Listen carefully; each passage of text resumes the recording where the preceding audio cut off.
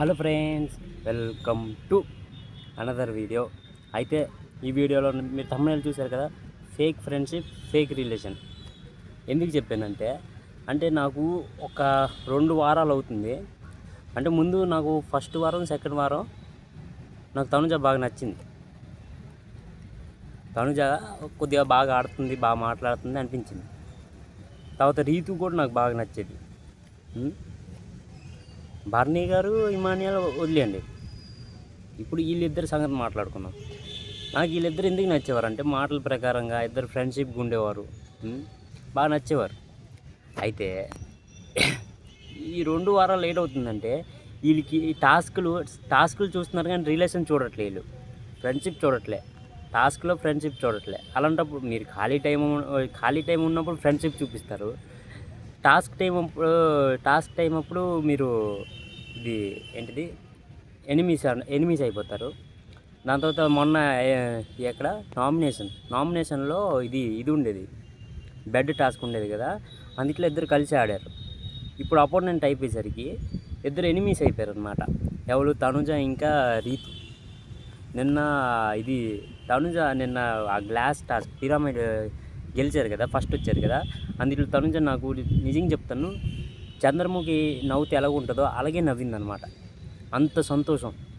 అంటే ఒక టాస్క్ గెలిచాను అని ఒక సంతోషంతో గెలిచింది.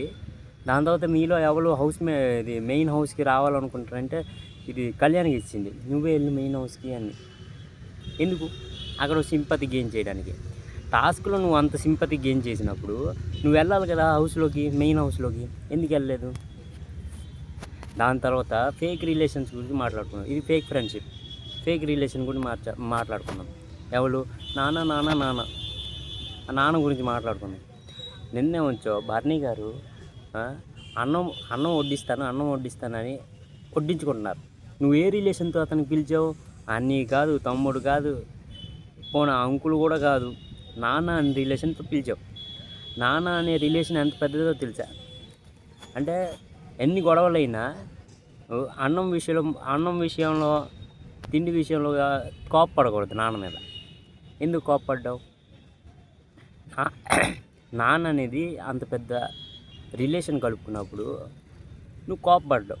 అది ఫేక్ రిలేషన్ లాగా నాకైతే అనిపించింది. మీకైతే అనిపించింది కనుక కామెంట్ చేయండి. నాకైతే అది ఫేక్ రిలేషనే, 100% రాసుకొని ఫేక్ రిలేషన్ ఫేక్ ఫ్రెండ్షిప్ నడుస్తుంది బిగ్ బాస్ హౌస్లో తనుజది.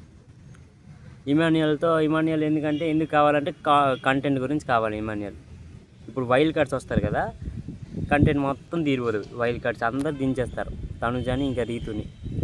అలా మెల్లిమెల్లిగా అలాగే డౌన్ అయిపోతారు అన్నమాట వీళ్ళిద్దరు.